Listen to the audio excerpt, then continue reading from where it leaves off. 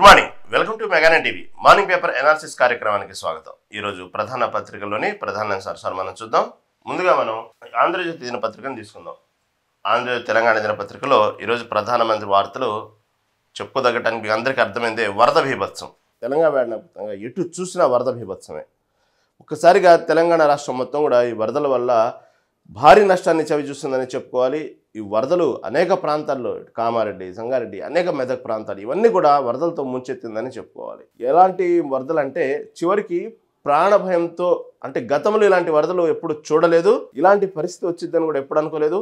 చివరికి ఎటు పోవాలో ఎవరు రక్షిస్తారో అని ఎదురు చూసే పరిస్థితి వచ్చిందంటే చాలా ఆశ్చర్యం వేసింది వాళ్ళకి. ఎందుకంటే అలాంటి గ్రామాల్లో ఇంతవరకు ఇంతటి భారీమైనటువంటి వరదలు, ఈ విధంగా వాన, ఈ విధంగా దాదాపు 43-45 సెంటీమీటర్ల వర్షపాతం అంటే మామూలు విషయం కాదు. మన సహజంగా హైదరాబాద్లో మన నగరవాసులు 11 సెంటీమీటర్ల వర్షపాతం నమోదైతేనే అబ్బో అంటాం. మ్యాక్సిమం అంటే 22 సెంటీమీటర్ల వర్షపాతం ఇటీవలి కాలంలో నమోదైంది. కానీ ఒక్కసారిగా 43-45 సెంటీమీటర్ల వర్షపాతం అంటే వాళ్ళ పరిస్థితి ఏందో చూడండి. ఈ రోజు కూడా ఇంకా భారీ వర్షాలు ఉన్నాయని వాతావరణ శాఖ హెచ్చరిస్తూ ఉంది. ఇప్పటికే వాళ్ళు అతలాకుతలం అయిపోయి ఎటోళ్ళు అటు వెళ్ళిపోయి చివరికి గ్రామాలు నీట మునిగి పండిన పంటలు రైతులకు చేతులకు అందక వేల ఎకరాలు పంట నీట పన్ను మునిగిపోయి ఈ పక్క దాదాపు 10 మంది దాకా ప్రాణాలు కూడా కోల్పోయినట్టు వార్తలు వస్తున్నాయి. ఈ వరదల్లో ఇటువంటి సమయంలో ఇలాంటి వానలు అనేవి వాళ్ళు ఎప్పుడు వాళ్ళ జీవితంలో చూడలేదు అనేటువంటి పరిస్థితి ఎదురైంది కొన్ని జిల్లాల్లో అయితే.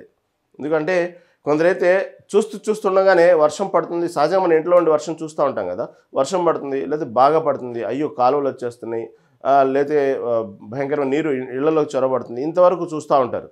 అలా చూస్తుండగానే ఒక్కసారిగా చివరికి వాళ్ళు బయటికి వెళ్ళలేని పరిస్థితి, చివరికి వాళ్ళ ప్రాణాలు పోతాయేమో అనే సంకట పరిస్థితి ఎదురైంది నిన్న ఈ వర్షాల వాగుల వల్లే, ఈ వరదల వల్లే.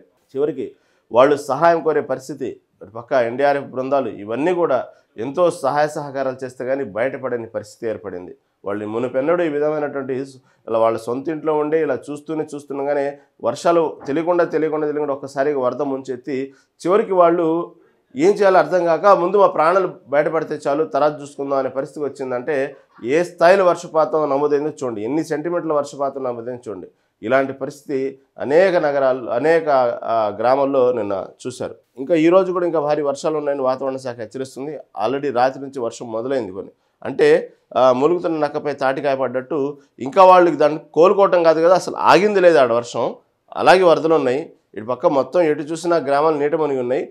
దానికి రహదారి ఏదో తెలియదు, వర్షంలో గుంటలేదో తెలియదు. మొత్తం గ్రామాలు, చెరువులు, పొలాలు అంతా ఒకటైపోయినాయి. ఎటెల్లాలో వాళ్ళకే దిక్సూచి తెలియని పరిస్థితి ఉంది. మళ్ళీ రాత్రి నుంచి వర్షం మొదలైంది. ఇంకా చూడండి ఆ గ్రామాల పరిస్థితి ఎలా ఉంటాయో. పాపం ఎంతమంది సరే తర్వాత ఆస్తులు నష్టం ఎన్ని, తర్వాత ముందు ప్రాణాలు కాపాడుకుంటే చాలు అనే పరిస్థితి వచ్చిందంటే ఇక అర్థం చేసుకోవచ్చు. ఇది ఎక్కడో మన జరిగిన ఉత్తరప్రదేశ్ లాంటి వరదల్లో మనం విన్నాము, కానీ కళ్ళారా ఈ తెలంగాణలో ఇటీవల చూసాము వర్షాలు ఎలా ఉన్నాయి. కానీ నిన్న మాత్రం భయంకరమైనటువంటి వర్షాలు. ఈ 2 రోజుల నుంచి ప్రాణాలు అరచేతిలో పెట్టుకుని ఆర్తనాదాలు చెప్తూ కాపాడండి అనే పరిస్థితి వచ్చిందంటే చాలా ఆశ్చర్యం వేసింది. ఎందుకంటే ఉన్నాయి, గతంలో కూడా భారీ వర్షాలు పడ్డాయి, ఇదే విధంగా ఆస్తి నష్టాలు, ప్రాణ నష్టాలు జరిగినాయి. కానీ ఈ స్థాయిలో ఇన్ని సెంటీమీటర్ల వర్షపాతం నమోదయ్యి ఏదో జరగబోతుంది, ఏదో ఉప్పెనలాగుంది. అంటే గతంలో సునామీ ఎలా అయితే వచ్చిందో కొన్ని కోస్తా తీర ప్రాంతాల్లో వాళ్ళు ఇంతవరకు జీవితంలో సునామీ అనేది చూడాల. 2004లో వాళ్ళు అదేవిధంగా డిసెంబర్లో సునామీ అనేది ఒక పేరు అనేది కూడా విన్నది వాళ్ళు మొదటి అప్పుడు ఒకసారిగా వాళ్ళు ఎప్పుడు ఆ అనుభవం చూడాల. మామూలుగానే అలజడి లేచింది అన్నారు, సముద్రం ఉప్పొంగింది అన్నారు, కానీ ఒక్కసారిగా వచ్చి వాళ్ళ గ్రామాన్ని అలా వెళ్ళి అలా గ్రామం మొత్తం తుడుచుకుపోయిన సందర్భాలు మనం చూసాం. వాళ్ళు ఎలా ఎక్స్పెక్ట్ చేయలేదో వీళ్ళు కూడా అలాగే వరదలు ఈ విధంగా ముంచెత్తుతాయి, ఇంత ఘోరంగా ప్రాణ నష్టం జరిగింది, ఇంత ఘోరంగా అసలు చివరికి ఏం జరుగుతుందో తెలియక ప్రభుత్వ సహాయం కోసం, ఎన్డీఆర్ఎఫ్ బృందాల సహాయం కోసం ఎవరన్నా కాపాడండి అనే పరిస్థితి వచ్చిందంటే చాలా భయానకరమైన విషయం నిన్న చూశారనమాట. అసలు మెదక్ అయితే మరి ఘోరం, వణికిపోయింది మెదక్. ఏదో మొత్తం అసలు మెదక్ అనేది లేకుండా పోయిద్దా అనే పరిస్థితి ఏర్పడింది నిన్నైతే. అంత ఘోరమైన వర్షం పడింది. 48 గంటల్లో 55 సెంటీమీటర్లు, ఇందా నుంచి 45 కూడా కాదు, 55 సెంటీమీటర్ల వర్షపాతం నమోదైంది. ఇక్కడ నిర్మలు, రాజన్న, సిరిసిల్లాలోను కుండపోత వాన. ఈ విధంగా రాష్ట్ర వ్యాప్తంగా ఏమైనా కానీ మొత్తం 10 మంది చనిపోయారు, మృత్యువాత పడ్డారు. అసలు కొన్ని అయితే ఇంకా ఇప్పటికీ ఎటు వెళ్ళలేని పరిస్థితి. కొందరైతే ఆ బిల్డింగ్ల మీద, స్లాబుల మీద ఎక్కి సహాయం కోసం ఎవరన్నా వస్తారేమో, సహాయం చేస్తారేమో అని ఎదురు చూస్తున్న పరిస్థితి. ఇంకా కొన్ని ప్రాంతాలు అయితే జల దిగ్బంధంలోనే ఉన్నాయి. ఇంటి పైకప్పు మీద నుంచొని ఆర్తనాదాలు చేస్తూ కాపాడండి అనేటువంటి విజువల్స్ కూడా కొన్ని నిన్న మొన్న మనం చూసాం డిజిటల్ మీడియా, సోషల్ మీడియా ద్వారా. ఎందుకంటే కొంతమంది ఏం చేయాలో వాళ్ళకు 2 రోజుల నుంచి ఆహారం లేక, నీరు లేక అల్లాడిపోతూ ఉన్నారు. కొంతమంది అధికారులు వాళ్లకు డ్రోన్ కెమెరాల ద్వారా ఆహారం అందించడానికి ఏర్పాట్లు చేశారు, కొంతమందికి అందించారు. ఇవన్నీ కూడా మనం నిన్న చూసాం. అయినప్పటికీ కూడా ఇంకా కొన్ని గ్రామాలు ఇంకా జల దిగ్బంధులు ఉన్నాయి. మళ్ళీ ఈరోజు కూడా కుండపోత రాత్రి నుంచి మొదలైంది. ఇంకా వాళ్ళ పరిస్థితి ఏంది? కానీ ప్రభుత్వం మాత్రం ఎప్పటికప్పుడు ఇప్పుడున్నటువంటి వాతావరణ హెచ్చరికల నేపథ్యంలో కానివ్వండి, ఇప్పుడున్నటువంటి టెక్నాలజీ నేపథ్యంలో కానివ్వండి, ఎప్పటికప్పుడు అప్రమత్తం చేస్తూ ప్రజలకు వాతావరణ హెచ్చరికలు జారీ చేయటం, yellow alert, orange alert, red alert జారీ చేయటం, ఎప్పటికప్పుడు వాళ్ళ వాతావరణం గురించి అది ఇన్ని గంటలు వర్షాలు పడబోతున్నాయి, ఇలా జారుతుందని ఎప్పటికప్పుడు ప్రభుత్వం హెచ్చరికలు చేయబట్టి ఈ మాత్రం జరగాల్సిన తీవ్ర నష్టం నుంచి కొంతవరకు నష్టాన్ని రికవర్ చేసి కొంత ముందు జాగ్రత్త చర్యలు తీసుకుందనే చెప్పుకోవాలి. ఆ విషయంలో మాత్రం సరే, ప్రకృతి ఒక్కసారిగా విలయతాండం చేస్తే ఎవరేం చేయలేరు. కానీ బాధ్యతగా ప్రభుత్వం మాత్రం ముందుగానే హెచ్చరించి లోతట్టు ప్రాంతాల ప్రజల్ని తొందరగా అప్రమత్తం చేసి వాళ్ళ ప్రాణ నష్టం లేకుండా చేసే విషయంలో కానివ్వండి, కొన్ని గ్రామాలు చిన్నపాటి వర్షానికే మునిగిపోయేటువంటి లోతట్టు గ్రామాలని ముందుగానే అక్కడ ప్రజల్ని అక్కడ తరమటం కానివ్వండి, అక్కడి నుంచి వేరే ప్రాంతానికి తరలించడం కానివ్వండి, ఈ విధంగా ముందుగానే హెచ్చరికలు జారీ చేసి వాళ్లకు తగినటువంటి వర్షం బాగా పడితే దానికి సంబంధించిన ముంపు ప్రాంతాలు వాళ్ళు తగిన ఏర్పాట్లు, ఆహారం కానివ్వండి, నీరు కానివ్వండి, ముందు ఏం ఏర్పాట్లు చేసుకోవాలి. కొన్ని గ్రామాలు అయితే మేడారం సంబంధించిన ఏరియాల్లో అయితే కొన్ని గ్రామాల్లో అయితే ముందుగానే డోలు వాయించి చెప్పేశారు, గ్రామాలే ఖాళీ చేయమని చెప్పేశారు. ఈ విధంగా ఎప్పటికప్పుడు ఉన్న టెక్నాలజీతో కొంతవరకు అప్రమత్తం అయ్యి కొంతవరకు ఎన్డీఆర్ఎఫ్ బృందాలు ఉండి వాళ్ళని అక్కడి నుంచి తరలించి ఆల్రెడీ వాగులు ఉప్పొంగినాయి. రోడ్లు కూడా అసలు రోడ్లు అయితే ఏది రోడ్డు ఏది పొలం అర్థం కాకుండా రోడ్లు అయితే భయంకరంగా తెగిపోయినాయి. పెద్ద పెద్ద బ్రిడ్జిల మీద నుంచి వాగులు ప్రవహిస్తూ ఉన్నాయి. కొన్ని రోడ్లు అయితే అసలు కొట్టుకుపోయినాయి. ఈ విధంగా ఉన్నప్పుడు ఎన్డీఆర్ఎఫ్ బృందాలు దగ్గరుండి వాడిని ఊరు దాటించడం, ఈ విధంగా అనేక రకమైనటువంటి ఏదో ప్రభుత్వం చర్యలు తీసుకోబట్టి అంత అలర్ట్గా ముందుగా అలర్ట్ అవ్వబట్టి వాతావరణ హెచ్చరికల నేపథ్యంలో ప్రభుత్వం బాధ్యత అది. ఆ బాధ్యత సరైన కలెక్టర్లు ఇక్కడ సమీక్ష అనేది ఎప్పటికప్పుడు కలెక్టర్లు అధికారులతో మాట్లాడి ఏదైతే ఇలాంటి వరద ముప్పుగా ప్రవహించినప్పుడు ప్రభుత్వం ఏర్పాటు చేసేటువంటి గృహాల్లో వాళ్ళందరినీ తలదాచుకునే విధంగా చేసి వాళ్ళకి సరైనట్టు ఆహారము, నీరు అన్నీ. ఎందుకంటే ఈ సమయంలోనే ఆహారం ఒకటైతే ఈ కలుషిత నీరు తాగి అనేక రోగాల బారిన పడతారు, ఒకటి పోతే ఇంకోటి అయింది. కాబట్టి వాళ్ళందరికీ సరైనటువంటి తగు నీరు, ఆహారము ఇవన్నీ అందిస్తూ వాళ్లకు ఎక్కడైతే ఈ తుఫాను ప్రాంతాలు, ప్రభావిత ప్రాంతాలు జరిగినప్పుడు షెల్టర్లు ఏదైతే ప్రభుత్వాలు ఏర్పాటు చేస్తే వాళ్ళందరూ ఎక్కడ తరలించి కలెక్టర్ ఎప్పటికప్పుడు సమీక్ష చేస్తూ అధికారులను ఎక్కడ నిద్రపోనికుండా వాళ్ళందరికీ ఉన్నటువంటి ఎటువంటి సెలవులు ఇవ్వకుండా వాళ్ళ సెలవులు రద్దు చేస్తూ వాళ్ళు ఎప్పటికప్పుడు అధికారులు మొత్తాన్ని అప్రమత్తం చేస్తూ, అదేవిధంగా ఆయా ప్రాంతాల్లో ఉన్నటువంటి స్కూళ్ళకు కూడా సెలవులు ప్రకటించేశారు ఆల్రెడీ. ఎందుకంటే కొన్ని ప్రైవేట్ స్కూల్స్ యాజమాన్యాలు కొంతవరకు ఉత్సాహం చూపించి స్కూల్కి సెలవు ఇవ్వడానికి కొంచెం వెనకాడుతూ ఉంటారు. వాళ్ళు ప్రైవేట్ స్కూల్స్లోనే క్లాసులు జరపడానికి ఎక్కువగా ఏదో కొంచెం ఓవర్ యాక్షన్ చేస్తూ ఉంటారు. అలాంటి స్కూల్స్ని మాత్రం ముందుగానే హెచ్చరించడం జరిగింది. దాన్ని అప్పటికీ ఒకళ్ళిద్దరు స్కూల్స్ నడపడం అవన్నీ కూడా అవసరమా అని కొన్ని విజువల్స్ కూడా మనం సోషల్ మీడియాలో చూసాం. అందుకే నేను ఈ మాట అంటున్నా. కాబట్టి ఎందుకంటే అంత భారీ వరదల్లో కూడా ఒక ప్రైవేట్ స్కూల్స్ నడపటం, వాగులు ఒక్కసారిగా ఉప్పొంగటం వల్ల ఆ పిల్లల్ని చాలా జాగ్రత్తగా రోడ్డు దాటిస్తూ ఉన్నారు స్కూల్ యాజమాన్యమే. అంత అవసరమే ఉంది. ముందుగానే సెలవు ప్రకటించారు కదా, వరద పరిస్థితులు చెప్తున్నారు కదా, వాళ్ళు చదువుకున్న వాళ్ళే కదా, ఎడ్యుకేట్ పర్సన్సే కదా, వాతావరణ హెచ్చరికలు ఎప్పటికప్పుడు మన మొబైల్ కూడా వస్తుంది కదా. కాబట్టి వాళ్ళు ఎందుకు ఈ విధంగా స్కూల్ నడపడం, బాధ్యతారహితంగా కొంతమంది ఉండటం, దానివల్ల ఏదన్నా పొరపాటున ఒక చిన్న పొరపాటు జరిగితే వాళ్ళ తల్లిదండ్రుల పరిస్థితి ఏంది, ఒక్కసారి మీ స్కూల్ పరిస్థితి ఏంది, స్కూల్ యాజమాన్యం వదులుతారా వాళ్ళు? ఎందుకంటే అంత విధిగా ప్రభుత్వ హెచ్చరికలు జారీ వాళ్లే కాదు, స్కూల్ యాజమాన్యమే కాదు, పేరెంట్స్ కూడా కొంచెం ఆలోచించాలి. ఓ పక్క ఎప్పటికప్పుడు సోషల్ మీడియాలో ఇటు పక్క చిన్న వెబ్సైట్లు కూడా మన మొబైల్కి వస్తూ ఉన్నాయి. ఈ విధంగా ఫలానా ప్రాంతాల్లో ఈ వర్షాలు పడబోతున్నాయి, ఫలానా చోట పిడుగులు పడబోతున్నాయి, ఇంత బీభత్సమైన వాన పడబోతుందంటూ ఇటు మన సోషల్ మీడియా మన చేతుల్లోనే ఉన్నటువంటి అస్త్రంలాగా మనకు ఉపయోగపడతా ఉంటే పిల్లల్ని ఏదో ఒక్క రోజులోనే ఐఏఎస్లు ఐపీఎస్లు చేయాలనే ఆలోచనలతో మీరు ఇలాంటి వర్షాల్లో కూడా పిల్లల్ని స్కూల్కి పంపిస్తున్నారు అంటే మిమ్మల్ని ఏమనాలో అర్థం కావట్లా. సరే, స్కూల్ యాజమాన్యం క్లాసులు ఎందుకు పెడుతుందో వాళ్ళేమనాలో అర్థం కావట్లా. ఈ విధంగా స్కూల్ యాజమాన్యం క్లాసులు పెట్టడం ఏంది, పేరెంట్స్ ఒక్కసారిగా వాళ్ళ జీవితాలు ఏమైపోతాయి ఒకరోజు క్లాసుకు పంపిపోతే అనేటువంటి ధోరణిలో వాళ్ళని అంత ఇదిగా అలర్ట్ చేసి పాపం వాళ్ళు దాన్ని లేపి ఆ వర్షంలో గొడుగులు ఇచ్చి క్లాసులు పంపించి చివరికి వరద వాన ఎక్కువైపోయిన తర్వాత వాళ్ళని ఇంటికి తీసుకొచ్చే క్రమంలో ఈ ఎన్డీఆర్ఎఫ్ బృందాలు సహాయం తీసుకోవటం ఏందో, ఈ టెన్షన్ పట్టడం ఏందో, పొరపాటున కనుక ఆ వాగుల్లో ఎవరైనా చిన్నపిల్లలు దురదృష్టవశాత్తు అనుకోకూడదు, కానీ అలా ఏదన్నా జరిగితే పరిస్థితి ఏంది కొంచెం కూడా ఆలోచించరా? కనీసం ఒక పక్క ప్రభుత్వం అంత ఇదిగా హెచ్చరికలు జారీ చేస్తూ ఉంటే మీరు ఎందుకు ఈ విధంగా చేస్తారు? దానివల్ల మళ్ళీ తర్వాత ఏదైనా జరిగితే ప్రభుత్వాన్ని ఎండగట్టడం ఇవన్నీ ఎంతవరకు సబబు? మనం కొంతవరకు బాధ్యత ఉండాలి. మనం బాధ్యతగా ఉండి ఏదన్నా జరిగితే అప్పుడు మన ఎదుటి వాళ్ళని ప్రశ్నించాలి. మనం బాధ్యత లేకుండా మన పిల్లల్ని స్కూల్‌కి పంపిస్తూ ప్రైవేట్ స్కూల్స్ యాజమాన్యాల మీద నెత్తినేయటం, లేకపోతే ప్రభుత్వం నెత్తినేయటం ఇవన్నీ కొంతవరకు ఆలోచించాలి. ఇంకా మనం అదే ధోరణిలో ఉండి ఈ రోజుల్లో కూడా ఇంత టెక్నాలజీ డెవలప్ అయ్యి మనకి ఎప్పటికప్పుడు హెచ్చరికలు జారీ చేస్తూ ఉన్నా కూడా ఏదో తెలియని వాళ్ళలాగా ఏదో అసలు సమాజానికి సంబంధం లేని సమాజంలో దూరంగా ఉంటున్నట్టు ఏం విషయాలు తెలియని వాళ్ళు ప్రవర్తించడం అనేది కూడా కొంతవరకు సబబు కాదు. అలాగే ఇదే విధంగా 3,000 మందిని సురక్షిత ప్రాంతాలకు తరలించింది ప్రభుత్వం. వరదల పరిస్థితి నిరంతరంగా సమీక్షిస్తున్నామంటూ డీజీపీ చెప్పడం జరిగింది. విధుల్లో 2,000 మంది ఎస్డీఆర్ఎఫ్ సిబ్బంది, అదేవిధంగా బండి సంజయ్ అభ్యర్థన మేరకు 4 హెలికాప్టర్లు పంపిణీ. విధుల్లో మాత్రం ఎస్డీఆర్ఎఫ్ సిబ్బంది మాత్రం అందరూ హ్యాట్స్ ఆఫ్ చెప్పారు. ఎందుకంటే ఒక గ్రామంలో అయితే దాదాపుగా ప్రసవ వేదనకి దగ్గరలో ఉన్నటువంటి ఒక ఆమె ఏం చేయాలో అర్థం కాలేదు. ఆమె గర్భవతి. ఆ సమయంలో ఎంత సాహసంతో ఎంత చాకచక్యంగా ఆమెకి ఏ మాత్రం ఇబ్బంది కలగకుండా ఆమెని అంటే ఎస్డీఆర్ఎఫ్ బృందాలు, ఎన్డీఆర్ఎఫ్ బృందాలు ఇవన్నీ బృందాలనే కాదు, ఎవరైనా మనమైనా సరే ఏదన్నా వరదల్లో లేదంటే ఏదన్నా అనుకోని విపత్కర పరిస్థితి వచ్చినప్పుడు మనం ఒక చెయ్యేసి సహాయం చేసుకున్నప్పుడు మనం చాలా జాగ్రత్తగా సున్నితంగా సహాయం చేయలేం.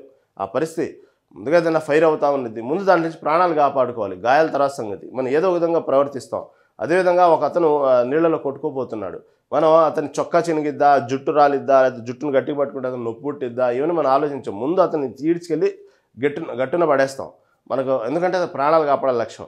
అదేవిధంగా ఇలాంటి పరిస్థితుల్లో ఒక బాలింతని ఒకసారి గర్భిణిని ఎంత జాగ్రత్తగా తీసుకెళ్ళి అంబులెన్స్ ఎక్కించి పంపించారంటే అసలు అంటే మీరు ఆ వీడియో విజువల్స్ చూస్తే మీకు అర్థమైంది. అంతటి బీభత్సమైన వాగు వస్తూ ఉంది, ఎటు వెళ్ళటానికి మార్గం లేదు, మొత్తం వాగేదో రోడ్డు ఏదో అసలు దారేదో మనకు నడక దారేదో అర్థం కాని పరిస్థితులు వాగు ప్రవహిస్తూ ఉంది. ఆమె గర్భవతి చాలా ఇబ్బంది పడుతూ ఉంది. ఆ సమయంలో ఆ ఎస్డీఆర్ఎఫ్ బృందాలు చేసినటువంటి చాలా చాకచక్యమైనటువంటి సాహసం, దాదాపు 20 మంది పాల్గొన్నారు దాంట్లో. ఎక్కడ కూడా ఇబ్బంది కలగకుండా కొంచెం కూడా ఆమెని ఎలా పడితే ఇందా నేను చెప్పినట్టుగా ఎలా పడితే ముందు ఆమె ప్రాణాలు కాపాడాలి, బిడ్డ ప్రాణాలు కాపాడాలని ఎత్తి దాంట్లో వేసి వెంటనే అంబులెన్స్లో పంపించకుండా ఒక చాలా తేలిక ఒక చిన్న వస్తువు చేస్తున్నట్టు ఒకళ్ళ చేతులు గుండా ఒకళ్ళు ఆమెను ఏ మాత్రం ఇబ్బంది కలగకుండా జాగ్రత్త అంబులెన్స్ ఎక్కించారు. చాలామంది ఆ విషయంలో మాత్రం నెటిజన్స్ కానివ్వండి చూసిన ప్రతి ఒక్కరు కూడా ఎస్డీఆర్ఎఫ్ బృందానికి చాలా హ్యాట్సప్ చెప్పడం జరిగింది. నిన్న జరిగింది ఆ దృశ్యం మెదక్ సైడే, దాదాపుగా సంగారెడ్డిలో అక్కడే జరిగింది ఈ దృశ్యం. కాబట్టి ఎప్పటికప్పుడు ఇలాంటి సహాయ కార్యక్రమాల్లో మాత్రం చాలా భేషణవాలి. ఎందుకంటే ప్రతి విషయంలో ఇదేనే కాదు, పిల్లల్ని స్కూల్ బస్ ఎక్కించే విషయంలో కానివ్వండి, అదేవిధంగా ఒక రైతులు చూస్తుండగానే కుటుంబం పొలాల్లోనే ఇరుక్కుపోయారు. ఎటు చూసిన వాగు ఒక్కసారిగా వచ్చేసింది, వాళ్ళు ఎటు వెళ్ళలేని పరిస్థితి, వాళ్ళని కాపాడిన దృశ్యం కానివ్వండి. కొందరైతే బ్రిడ్జి ఎక్కి మరమ్మతులు చేస్తూ ఉన్నారు, వాళ్ళు కూడా ఒక్కసారిగా సడన్గా ఎటు చూసినా కింద చూడగానే మొత్తం వరద వచ్చేసింది. ఏం చేయాలని పరిస్థితి, సముద్రం అర్థం కావట్లా, నది అర్థం కావట్లా, ఎక్కడ దూకాలో ఎక్కడ దిగాలో కూడా అర్థం కావట్లా. వాళ్ళు కూడా దాదాపుగా 12 గంటల పైగా నిరీక్షణ చేశారు వాళ్ళు. అదేవిధంగా ఇద్దరు వాళ్ళని కూడా ఈ బృందాలు కాపాడి చేసినాయి. ఈ విధంగా ఇప్పుడు ఉన్నటువంటి పరిస్థితిని ఎప్పటికప్పుడు ఇటు రాజకీయాలకు అతీతంగా ఇటు అధికార పార్టీ కానీ ఇటు ప్రతిపక్ష పార్టీలు కానీ స్పందించిన విధానం కూడా తెలంగాణ రాష్ట్ర వ్యాప్తంగా అందరూ హ్యాట్స్ ఆఫ్ చెప్పాలని చెప్పుకోవాలి. ఏదో సహజంగా ప్రతిపక్షాలు విమర్శిస్తూ ఉంటాయి, గత 2 రోజుల నుంచి విమర్శిస్తున్నాయి. ఇంతవరకు ఏరియల్ సర్వే నిర్వహించలేదు. ముఖ్యమంత్రి సీఎం రేవంత్ రెడ్డి ముఖ్యమంత్రి స్థాయిలో హోదాలో ఉండి తెలంగాణ ప్రజల్ని అలా గాలికి వదిలేశారు. ఏం జరుగుతుందో కూడా తెలియని పరిస్థితుల్లో ఉన్నారు.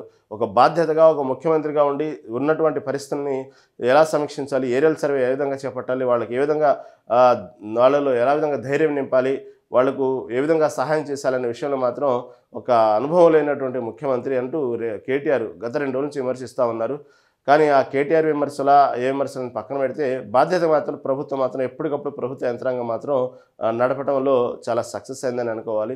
సరే, ఈ భీకరమైనటువంటి వరదలు ప్రకృతి విలయతాండం అనేది అది ఎవరేం చేయలేరు. దాన్ని ఏ రాజకీయ పార్టీకో, కాంగ్రెస్ పార్టీ ఉంది కదా సరే రాను, బీజేపీ పార్టీ ఉంది కదా వస్తానని ఉండదు. ప్రకృతికి ఏ పార్టీ అయినా తన ప్రతాపం చూపించింది అవసరమైతే, అదేవిధంగా సర్వనాశనం చేస్తుంది.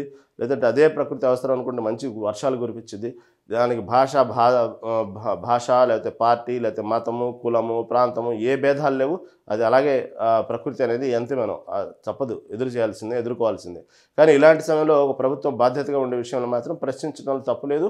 కానీ అది దానికి మాత్రం ప్రభుత్వ యంత్రం వెంటనే ఏరియల్ సర్వే చేయడం అనేది అంత ఈజీ కాదు. కాబట్టి ముందుగా అసలు అధికార యంత్రాంగాన్ని అప్రమత్తం చేసి కలెక్టర్లకు సమీక్షిస్తూ అదేవిధంగా అధికారులు ఎక్కడెక్కడ వరదలు ఉన్నాయి, ఆ ప్రాంతాలు ఏ విధంగా చేయాలి, వాళ్ళని సురక్షిత ప్రాంతాలు ఏ విధంగా తరలించాలి, ఆ విషయంలో మాత్రం ప్రభుత్వం తన పని తాను చేసుకోపోయింది. తర్వాత బండి సంజయ్ అభ్యర్థన మేరకు అక్కడ ఉన్నటువంటి పరిస్థితులను హెలికాప్టర్లు పంపించడం కూడా జరిగింది అన్నట్టు వార్త వస్తూ ఉంది. 4 హెలికాప్టర్లు పంపించింది కేంద్రం. మొత్తం ఏమైనా కానీ నిన్న బండి సంజయ్ కూడా ఇదే విధంగా పరామర్శించడం, అక్కడ ఉన్నటువంటి ఈ వర్షాభావ పరిస్థితుల్లో ఉన్నటువంటి ప్రజల్ని కలవటం జరిగింది. అక్కడ ఉన్నటువంటి వాళ్ళని మనోధైర్యం నింపడం జరిగింది. అదేవిధంగా కేటీఆర్ కూడా ఇదే విధంగా ఆయా నియోజకవర్గాల్లో తిరగడం జరిగింది. బండి సంజయ్ ఇటు కరీంనగర్ ఇవన్నీ తిరగడం జరిగింది. అకస్మాత్తుగా నిన్న బండి సంజయ్ కేటీఆర్ ఎప్పటికెప్పుడు భయంకరమైనటువంటి విమర్శలు గుప్పించేటువంటి బండి సంజయ్ కేటీఆర్ మీద, అదేవిధంగా కేటీఆర్ బండి సంజయ్ మీద మనం ఉప్పు నిప్పు ఎలా ఉంటారో మనం చూస్తూ ఉంటాం. ప్రతిరోజు వార్తల్లో వచ్చే వార్తలే. ఈ మధ్యకాలంలో కూడా కేటీఆర్ మీద అనేక విమర్శనాస్త్రాలు బండి సంజయ్ జరగడం జరిగింది. కార్ రేసింగ్ విషయంలో కానివ్వండి, కొన్ని కాళేశ్వరం ప్రాజెక్టు సంబంధించిన విషయం కానీ ప్రధానంగా చెప్పుకుంటే భయంకరమైన విమర్శ ఎప్పుడంటే మన ఫోన్ ట్యాపింగ్ విషయంలో భయంకరంగా విమర్శించడం జరిగింది కేటీఆర్ మీద బండి సంజయ్. దానికి సంబంధించి కేటీఆర్ కూడా చాలా తీవ్రమైన వ్యాఖ్యలు చేయడం, తీవ్రంగా స్పందించడం కూడా జరిగింది. అది జరిగి కొద్ది రోజులు అవుతుంది. ఆ విషయంలో మాత్రం బండి సంజయ్ ఇటుపక్క కేంద్ర సహకారం కూడా తీసుకోవడం జరిగింది. ఎందుకంటే కుటుంబ సభ్యులు మొత్తం ఫోన్ ట్యాపింగ్ గురవటం, బండి సంజయ్ కుటుంబ సభ్యులు మొత్తం, అదేవిధంగా బండి సంజయ్ కార్ డ్రైవర్తో సహా తన పని మనుషులతో సహా వర్కర్స్ అందరితో కూడా ఫోన్ ట్యాపింగ్ జరపడం. బండి సంజయ్ ప్రధానంగా అప్పుడు ఉన్నటువంటి బీజేపీ రాష్ట్ర అధ్యక్షుడిగా ఉన్న సమయంలో అతను ఎంత యాక్టివ్గా ఉన్నారో అప్పుడు ఉన్నటువంటి పరిస్థితుల్లో బండి సంజయ్ అంటేనే తెలంగాణ బీజేపీ అంటేనే బండి సంజయ్ అనేటువంటి మార్కు సంపాదించినట్టు బండి సంజయ్కి ఒక్కసారిగా ఎందుకు తెలంగాణ బీజేపీ రాష్ట్ర అధ్యక్షుడి పదవి నుంచి తొలగించడం జరిగిందో అకస్మాత్తుగా కొన్ని పరిణామాలు బండి సంజయ్ కూడా అర్థం కాలేదు.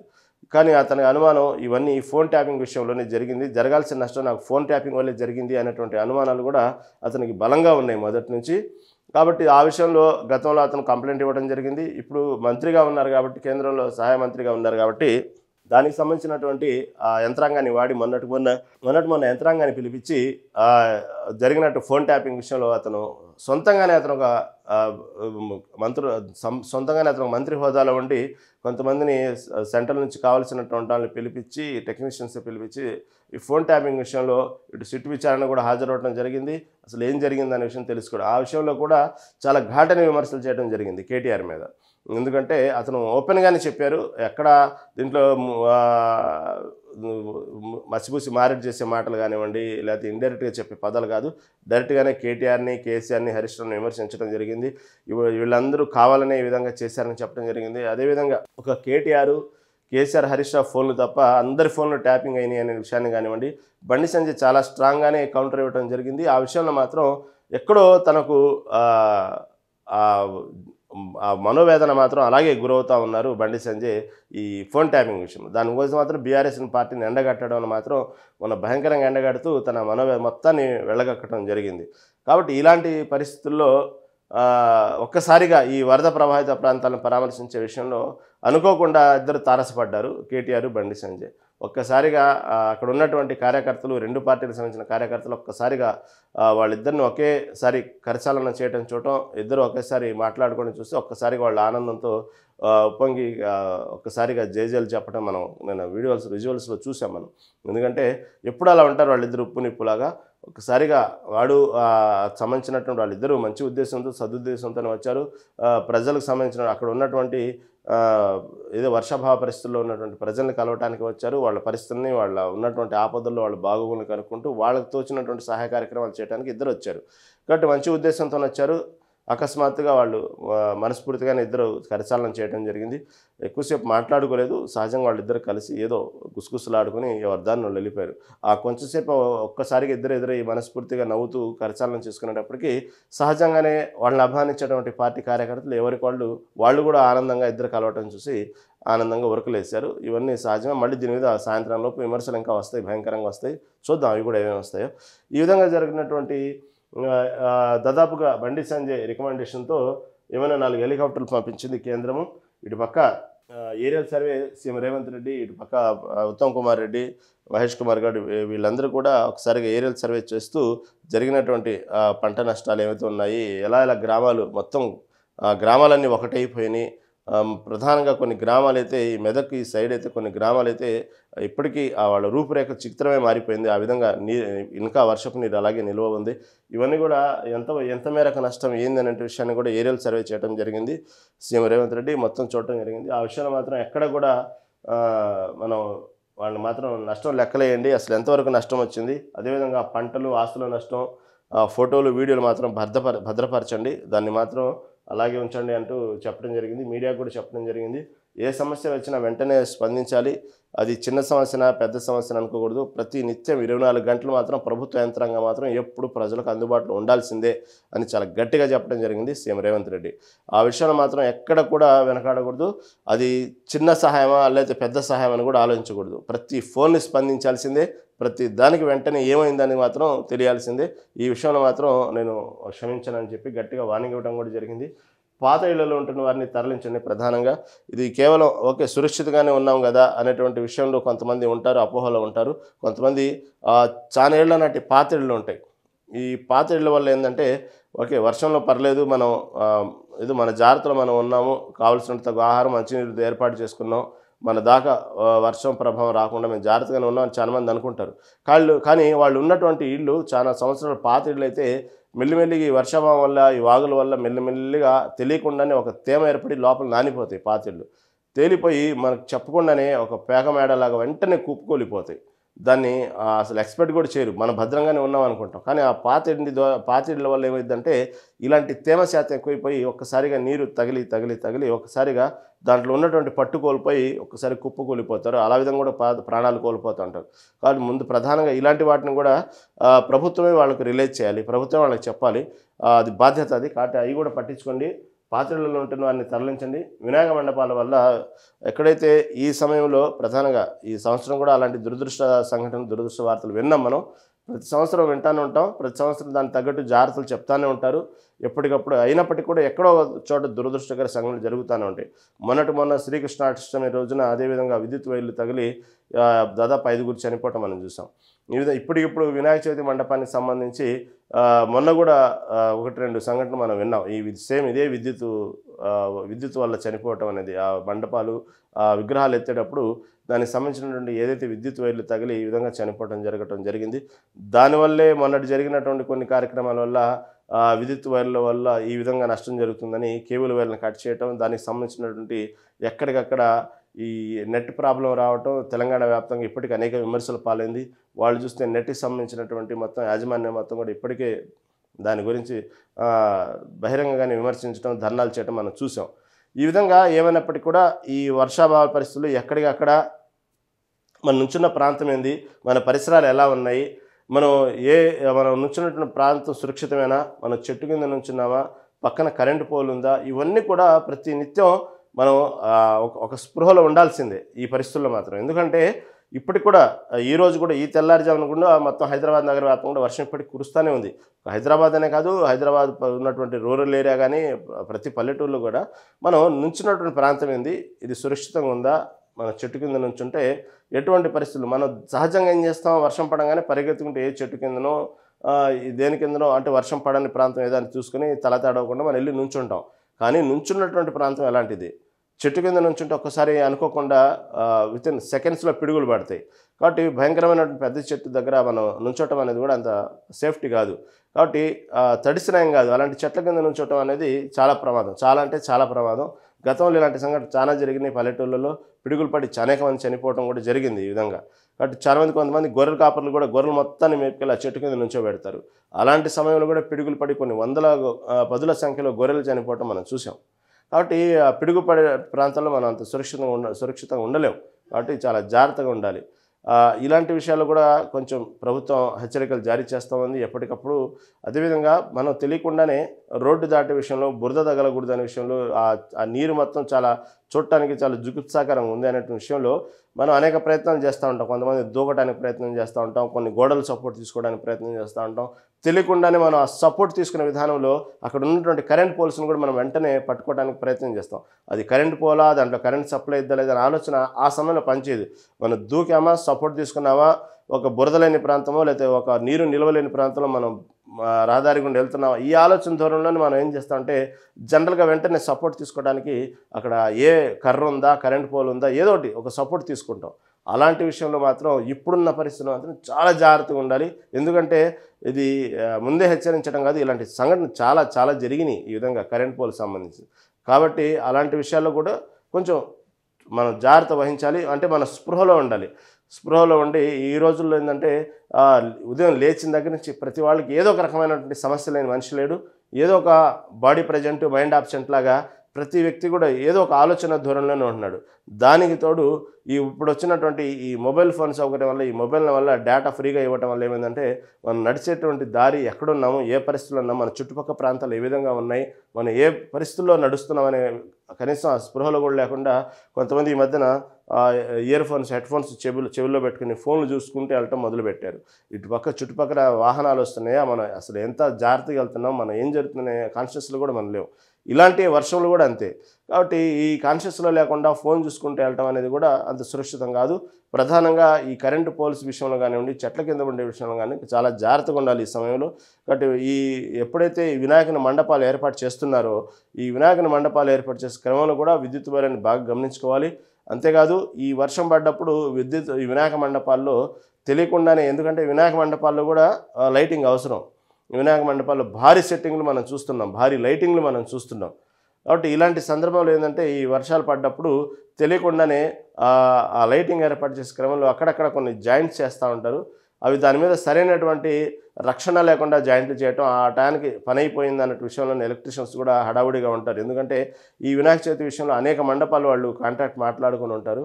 ఎక్కడికక్కడ ఈ దైవంగానే ఇంకొక మండపానికి వెళ్ళాలి అనే ధోరణిలో వాళ్ళు ఈ సమయం కాబట్టి వాళ్ళు మనం అంటాం లేదు. పాపం వాళ్ళకు ఈ సీజనే వాళ్ళు ₹4 సంపాదించుకుని మళ్ళీ సంవత్సరం దాకా వెయిట్ చేయాల్సిన సందర్భం. కాబట్టి ఉన్నటువంటి క్రమంలో వాళ్ళు తొందరపాటు చర్యగా కొన్ని జాగ్రత్తలు తీసుకోవచ్చు. ఒకసారి టేప్ చుడతారు, కాదంటలేదు. ఒక్కోసారి పరిస్థితిని బట్టి ఈ వర్షాల ప్రభావంలో, వర్షాల వల్ల తడవటం వల్ల ఏంటంటే ఆ జాయింట్ల దగ్గర కూడా ఒక్కసారి కరెంటు లీక్ అవుతూ ఉన్నది. కాబట్టి ఆ విషయంలో కూడా కొంచెం మండపాల విషయంలో ఈ వర్షాల పరిస్థితుల్లో మాత్రం కొంచెం మండపంలో ఉండేటప్పుడు కొంచెం జాగ్రత్త వహించండి. మండపాల విషయంలో కూడా కొంచెం శ్రద్ధ తీసుకోండి. ఒక్కసారిగా కరెంట్ పాస్ అయిందంటే మండపం మొత్తం కరెంట్ పాస్ అయింది. ఎందుకంటే ఇది ఊహించి చెప్పేది కాదు, గతంలో కొన్ని జరిగినాయి ఇలాంటి సంఘటనలు. కాబట్టి ఇలాంటి విషయంలో కూడా కొంతమంది వినాయకుని మండపాల విషయంలో, ఈ విద్యుత్తు సంబంధించిన విషయంలో ఈ వర్షాలు పడేటువంటి సందర్భాలు మాత్రం ప్రధానంగా చాలా జాగ్రత్తగా మనం చూసుకోవాలి. మన ప్రతి నిత్యం కూడా మనం ఎటువంటి పరిస్థితుల్లో ఉన్నాము, వర్షం పడుతుంది కాబట్టి ఈ మండపాల్లో దాదాపుగా పరిస్థితిని బట్టి పవర్ ఆఫ్ చేసుకోవటమే మంచిది. తర్వాత అన్ని విధాల సురక్షితం అనుకుంటేనే పవర్ ఆన్ చేయడం మంచిది. కాబట్టి ఇలాంటి హెచ్చరికలు కూడా ప్రభుత్వ అధికారులు ఎప్పటికప్పుడు తెలియజేస్తూ ఉన్నారు. వాళ్ళు ఎప్పటికప్పుడు దానికి సంబంధించినటువంటి ఏరియల్ సర్వేలో భాగంగా ఇవన్నీ ఎలాంటి పరిస్థితుల్లో ఉన్నాయి రాష్ట్రం అని కూడా చూస్తూ ఉన్నారు. కాబట్టి మన వంతు బాధ్యత కూడా వినాయక మండపాల విషయంలో, విద్యుత్ విషయంలో ఈ వర్షాలు పడ్డప్పుడు మాత్రం కొంచెం జాగ్రత్త వహించి అన్ని విధాలుగా సేఫ్ అనుకుంటేనే మనం ఆ మండపంలో కరెంట్ అనేది పాస్ చేయడం చూసుకోవాలి మనం జాగ్రత్త. ఈ విధంగా కామారెడ్డి, మెదక్ జిల్లాలో సీఎం రేవంత్ రెడ్డి సర్వే చేయడం జరిగింది ప్రభావిత ప్రాంతాల్లో. ఈ విధంగా పంటలు, ఆస్తుల నష్టం గురించి ఒక అంచనా వేయాల్సిందే, గట్టిగా ఎంత నష్టం వాటిల్లింది అనే విషయాన్ని రేవంత్ రెడ్డి అధికారులకు చెప్పడం జరిగింది. ఏదైతే ఆ సమయంలో తీసినటువంటి ఫోటోలు ఏదైతే ఉన్నా దాన్ని జాగ్రత్త భద్రపరచండి అనేటువంటి విషయాన్ని కూడా సీఎం రేవంత్ రెడ్డి జరిగింది. ఎందుకంటే తర్వాత వరద ప్రభావితం ఎంత నష్టం జరిగిందని కేంద్ర ప్రభుత్వానికి చెప్పుకునే విషయంలో కానివ్వండి, ఆర్థిక సాయం అందించే విషయంలో కానివ్వండి, కాపాడండి అనేటువంటి విషయాల్లో మనకు ఎంతవరకు నష్టం వాటిల్లింది అనేది ఒక అంచనా రావాలి కదా, ప్రభుత్వం బాధ్యత అది. కాబట్టి అవన్నీ కూడా ఫోటోలు, దాంతో ప్రధానంగా ఉన్నటువంటి కొన్ని సాక్ష్యాలు ఏదంటే ఫోటోలు కూడా ఉంటాయి. కాబట్టి దాన్ని భద్రపరచండి అనే విషయాన్ని సీఎం రేవంత్ రెడ్డి చెప్పడం జరిగింది. ఇవన్నీ కూడా నిన్న ఇటు మహేష్ కుమార్ గౌడ్ కానివ్వండి, Uttam Kumar Reddy, CM Revanth Reddy aerial survey చేశారు. ఈ ప్రధాన కామారెడ్డి, మెదక్ జిల్లాలో ఎక్కువగా వరద ప్రాంత ప్రభావితం గురింది కాబట్టి ఆ ప్రాంతాన్ని ఎక్కువగా చూసి ఆ ఏరియల్ సర్వే చేయడం జరిగింది హెలికాప్టర్ సహాయంతో. ఇవన్నీ కూడా నిన్న జరిగినటువంటి ప్రాంతాలు హైలైట్ చేసింది. తర్వాత ఈ పోచారం ప్రాజెక్ట్ గేట్ల మీదుగా ప్రవహించింది ప్రధానంగా వరద. అది ఒక్కసారిగా పోచారం ప్రాజెక్ట్ గేట్ల మీద వరద ప్రవహించడం అంటే ఏ మేరకు వరద ప్రభావం ఉందో అర్థం చేసుకోవచ్చు. తర్వాత కామారెడ్డి, రాజంపేట మండలాల పరిధిలో నీట మునిగిన పంటలు, జగిత్యాల జిల్లా వడ్డెలింగాపూర్లో గర్భిణి ఎక్సలేటర్లో తీసుకెళ్తున్న దృశ్యం. తర్వాత కామారెడ్డి పట్టణంలో వరద ఉధృతిలో కొట్టుకుపోయిన ఓల్డ్ NH7 రోడ్డు చూసాం. నేను ఆ విజువల్స్ కూడా చూసాం. దాదాపు NH7 రోడ్డు మొత్తం అదేదో కేక్ కట్ చేసినట్టు మొత్తం రోడ్డు మొత్తం కొట్టుకుపోయింది వరదల వల్ల. ఆ దృశ్యాలను కూడా ఒక్కసారిగా చూసాం. ఈ ఓల్డ్ NH7 అది. అదేవిధంగా ఈ పోచారం ప్రాజెక్ట్ పై నుంచి ఉప్పొంగిన ప్రవాహం దాదాపు ఇది 103 ఏళ్ళదనమాట. దాన్ని తట్టుకొని కూడా నిలిచిందంటే గరిష్ట సామర్థ్యం దాన్ని 72,000 క్యూసెక్లు దాని గరిష్ట సామర్థ్యం. కానీ నిన్నటి వరదల వల్ల వచ్చిన ఏంటంటే 1.82 లక్షల క్యూసెక్ల కట్ట తెగిపోతుంది అని ప్రజలైతే చాలా భయపడ్డారు, ఆందోళన చెందారు. కానీ ఆ విషయంలో మాత్రం అంత పాత కట్టడం కూడా అంటే ఇటీవల కాళేశ్వరం ప్రాజెక్టు కట్టిన కొత్తలోనే ఎలా అయితే పిల్లలు కుంగిపోయినాయో, కానీ అక్కడ దాదాపుగా అన్నేళ్ల అంటే 103 ఏళ్ళ దాటింది ప్రాజెక్ట్ అయినటువంటి పోచారం ప్రాజెక్టు తట్టుకుని నిలబడిందంటే అది కేవలం ఇంజనీరింగ్ సామర్థ్యమైనటువంటి విషయాన్ని సీఎం రేవంత్ రెడ్డి నిన్న ప్రస్తావించడం జరిగింది. నిన్న వరద ముప్పు ప్రభావిత ప్రాంతాలు సందర్శించిన తర్వాత ప్రెస్ మీట్లో చెప్పడం జరిగింది ఇదంతా. కాబట్టి అలాంటి అనుభవజ్ఞులైనటువంటి ఇంజనీర్ల సామర్థ్యంతో కట్టింది కాబట్టి ఆ విధంగా తట్టుకుంది. సామర్థ్యానికి మించి నీటి నిల్వ ఉన్నప్పటికీ కూడా ఎక్కడ కూడా కొట్టుకుపోతుందేమో అక్కడ ఉన్నటువంటి అక్కడ ఉన్న పరిసర ప్రాంతాల ప్రజలు, లోతట్టు ప్రాంతాల ప్రజలు ఒక భయాందోళనకు గురయ్యారు. కానీ అయినప్పటికీ కూడా తట్టుకుని నిలబడింది. తట్టుకుని నిలబడిందంటే కేవలం ఇంజనీర్ల సామర్థ్యం అది. కాబట్టి ఆ సందర్భంగా ప్రస్తావిస్తూ కాళేశ్వరం ప్రాజెక్టు ప్రస్తావన తీసుకొచ్చి ఎందుకు నీటి నిల్వ ఉంచట్లేదు ఇప్పుడు అర్థమైందా. కాబట్టి ఇలాంటి పరిస్థితుల్లో ఇలాంటి కుంగిన పిల్లర్ల మధ్యన ఇలాంటి ప్రాజెక్టులు కనుక నీటిని నిల్వ ఉంచితే పరిస్థితి ఒకసారి అర్థం చేసుకోండి.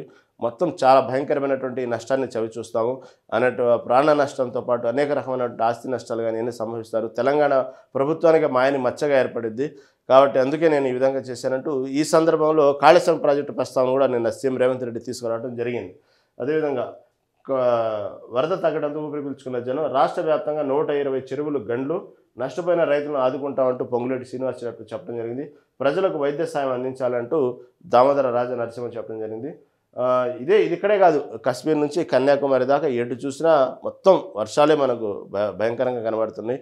ఇటు పక్క కశ్మీర్ తీర ప్రాంతాలు అయితే చెప్పేది కాదు అసలు ఆ వర్ష బీభత్సము. దానికి ఇప్పటికే అక్కడ కేంద్ర ప్రభుత్వం అనేక రకాల సహాయ చర్యలు చేస్తుంది. ఇటు అమిత్ షా కూడా దాన్ని మానిటరింగ్ చేయడం జరుగుతూ ఉంది. ఇటు పక్క మొన్న ముంబై ఘోరంగా వర్షాలతో ముంచెత్తింది. ఇటు పక్క తమిళనాడు ప్రతిదీ కాశ్మీర్ నుంచి కన్యాకుమారి వరకు ఇలా అనేక చోట్ల వర్షాలతోనే మొత్తం ఈసారి మాత్రమే వర్షాకాలం మొత్తం వర్షాలంటే భయంకరమైన వర్షాలంటే ఏందో ఈసారి అందరికీ చూపించింది. ఎందుకంటే మొన్నటికి మొన్న చూస్తే మామూలుగా జూన్లోనే నైరుతి ఋతుపవనాలు తొందరగా మనం రావడం ఆనందించాము. నైరుతి ఋతుపవనాలు వచ్చినాయి అనేటువంటి విషయాన్ని. వర్షాలు ఈసారి సమృద్ధిగా పడతాయి, పంటలు బాగా పంట పొలాలు వేసుకోవచ్చు, వ్యవసాయాలు రైతులు మాత్రం చాలా ఆనందించారు. తర్వాత ఒక్కసారిగా ముఖం చాటేసింది. ఇదేంటి మంచి వర్షాలు పడాల్సిన టైంలో ముఖం చాటేయటం కాకుండా తీవ్రమైన ఎండలు, భయంకరమైన ఉష్ణోగ్రతలు నమోదవటం, ఒక్కసారిగా వాతావరణంలో ఈ మార్పులు ఏంది అనుకునే సమయంలో ఈ విధంగా చర్చ జరుగుతున్న అసలు ఒక్కసారిగా వర్షాకాలం మొదలైంది, వర్షం పడటం మొదలైంది. 2 తెలుగు రాష్ట్రాల్లో మొదలైంది. ఆ విధంగా ఇంకా వర్షాలు ఇక చాలు నాయన వద్దు నాయన అనే పరిస్థితికి ఇటు చూసిన ప్రాజెక్టు నిండు కుండల మొత్తం ఏం చేయాలో అర్థం కాక ఆ ప్రాజెక్టు నిండిపోయి ఉన్నటువంటి నీటిని కూడా వృధాగా సముద్రంలో కలపటం మొదలుపెట్టారు. ఎటు చూసినా పైనుంచి కురిసేటువంటి వర్షాలు కానివ్వండి, ఇక్కడ లోకల్ కురిసే వర్షాలు కానివ్వండి, మొత్తం ఎటు చూసిన ప్రాజెక్టులు నిండు కుండల తలపిస్తున్నాయి.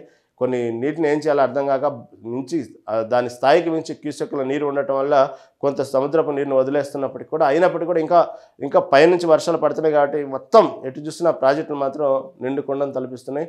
కాబట్టి ఇలాంటి పరిస్థితుల్లో మళ్ళీ దీని మీద పిడుగుపడ్డట్టు వర్షం పడిందంటే మాత్రం కొన్ని గ్రామాలు ఏమవుతాయనే సందర్భంలో కొట్టుమిట్టాడుతున్నారు. ఇలాంటి పరిస్థితుల్లో ఈ విధంగా వర్షాలు మాత్రం ఎప్పటికప్పుడు భయపెడుతున్నా. ఇంకా 2 రోజులు ఉన్నట్టు వాతావరణ శాఖ హెచ్చరికలు జారీ చేస్తూ ఉంది.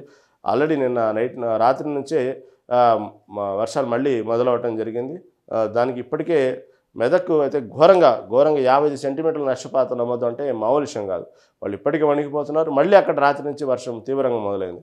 ఏ ఏరియాలు సర్వే చేసినా ఎంత నష్టం అనేది ఇప్పుడే ఒక అంచనాకు రాలేరేమో అనే అభిప్రాయం వ్యక్తమవుతోంది. ఎందుకంటే నిన్న ఏరియల్ సర్వే విధించి ఎంత మేరకు నష్టం జరిగింది, ఏ ప్రాంతాలు నీట మునిగినాయి, ఏ గ్రామాలు ఎంతవరకు రైతులు ఎలా నష్టపోయారు, ఎంతవరకు ప్రాణ నష్టం జరిగింది అనేటువంటి విషయాన్ని ఒక అంచనాకు వచ్చేలోపు మళ్ళీ రాత్రి నుంచి అదే స్థాయిలో భీకరమైన వారం మొదలైంది. కాబట్టి అప్పుడే ఒక నష్టానికి అంచనా రాలేరు. మళ్ళీ ఏరియల్ సర్వే చేయాల్సిన పరిస్థితులు మళ్ళీ కనబడతా ఉన్నాయి. కాబట్టి ఇలాంటి పరిస్థితుల్లో తెలంగాణ రాష్ట్ర వ్యాప్తంగా అతలాకుతలం అవుతుంది. ఇటు పక్కనున్నటువంటి ఉమ్మడి తెలుగు రాష్ట్ర ఆంధ్రప్రదేశ్లో కూడా భయంకరమైన వానలు కురుస్తూ ఉన్నాయి. నిన్న బాపట్ల జిల్లాలో కూడా భారీ వర్షపాతం నమోదైంది. అక్కడ కూడా ఆంధ్రప్రదేశ్లో కూడా భారీగానే పంట పొలాలు నీట మునిగిన సందర్భం మనం చూస్తూ ఉన్నాం.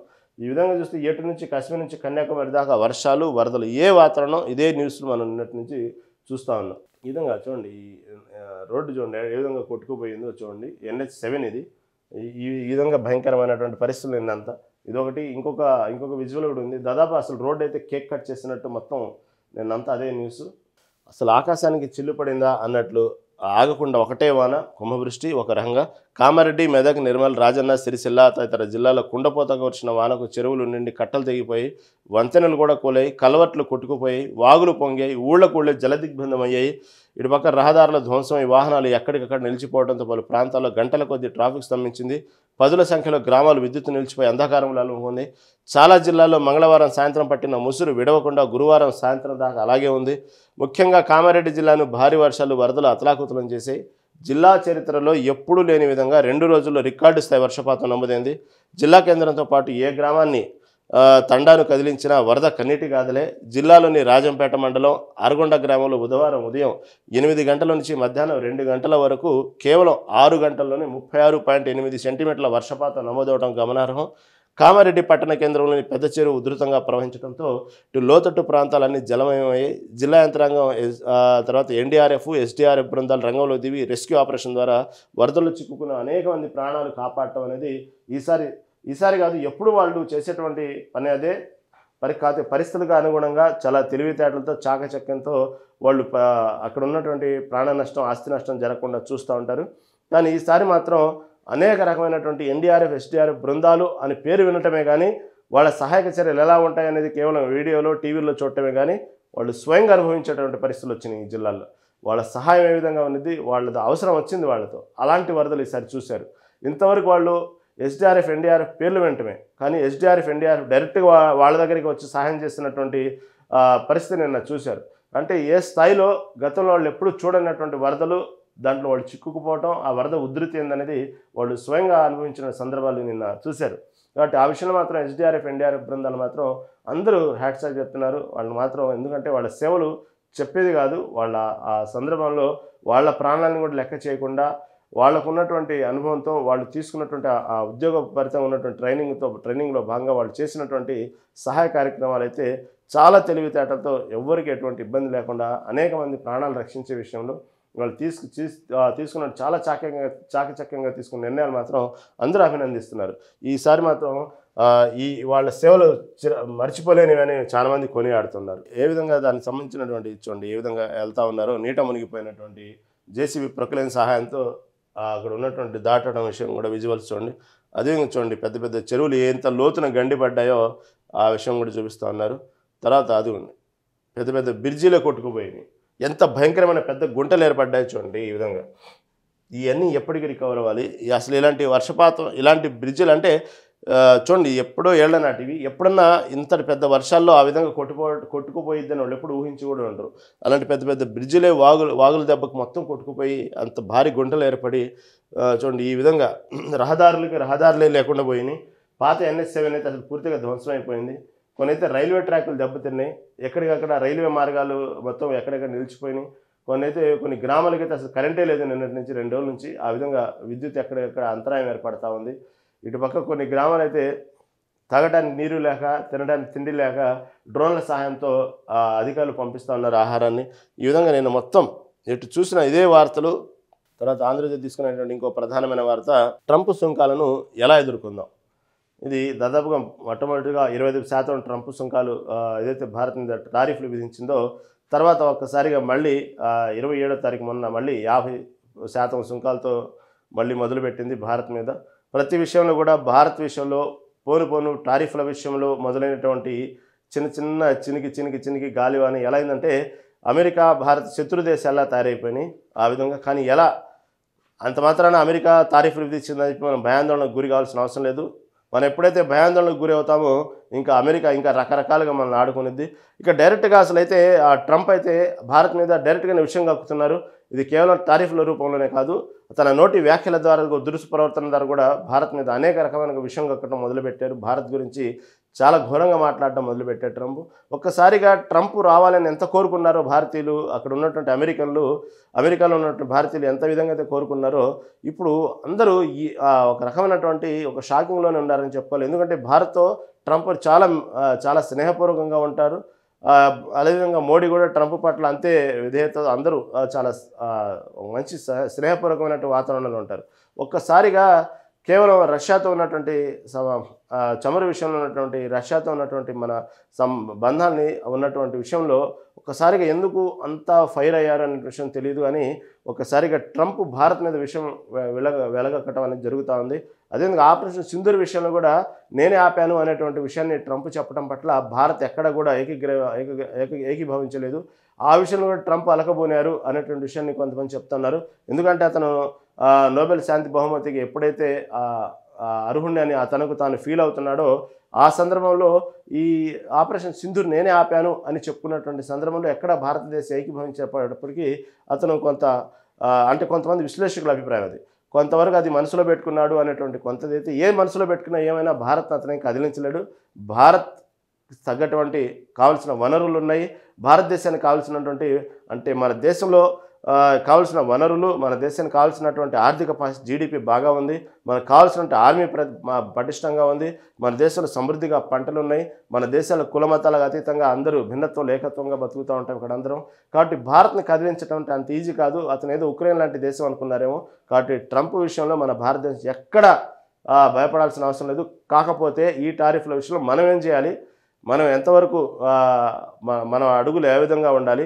కాబట్టి మనం గతంలో మోడీ కూడా చెప్పడం జరిగింది, వీరంతా టారిఫ్లు విధించినప్పటికీ కూడా మా రైతుల శ్రేయస్సే మా ముఖ్యం, మేము మాత్రం వెనకాడ అవసరమైతే సొంతంగా నష్టమైనా భరిస్తాం, కానీ మీరు చెప్పేటువంటి కండిషన్లకు మాత్రం మేము భయపడమనే విషయాన్ని మోడీ పదే వ్యాఖ్యానించడం జరిగింది. దాంట్లో భాగంగానే ఇటుపక్క రష్యా, ఇటుపక్క చైనాతో మంచి సంబంధాలతో ముందుకెళ్తా ఉంది భారత్.